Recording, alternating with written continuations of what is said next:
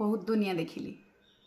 एई दुनिया देखिबा भितरे बहुत लोकंक सहित मिसिली मध्य, हेले तू मिलिलुनी, तोते मु पाइलिनी।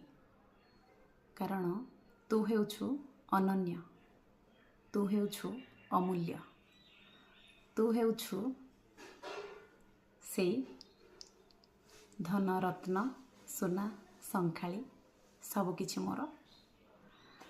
दिने मु थिली तोर धन सुना गेली सबकिछि, हेले तो भली लोकटे मु न पाइबा हेतु आज तू मोर अमूल्य संपद, तू मोर रंकुणी पसरा, तू मोर गेल्हा धन।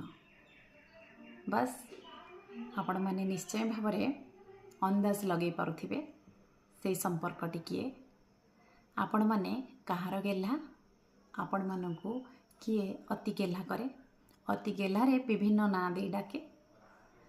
न खाइथिले कहार मन दुखरे भांगी पड़े, सी किए जी प्रतिटी परिस्थिति रे प्रतिटी मुहूर्त रे प्रश्न करे केमिति अछु, खाइछु कि नाई, देह भल अछि तो।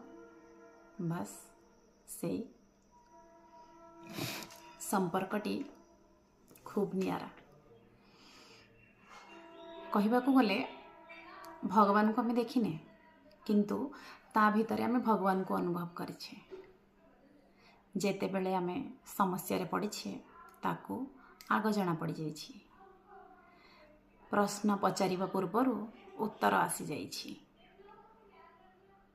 से आम साहित्यर व्याकरण, आम गणितर सूत्र, आम विज्ञानर विशेषता तथा संधान, एमिति बहुत किछि जहाकू कलना करि हेबनी।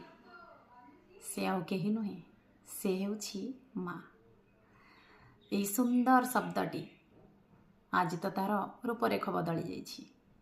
मम्मी, मम, मामा बहुत किछि, किंतु एई शब्दरे जो निष्ठता भरी रहिछि, एई शब्दरे जो चातुर्य अछि, बोध हुए भगवान फुर्सत रे ताको बनैछन्ति, नहेले सृष्टि रो माध्यम ताको बनै न थाते।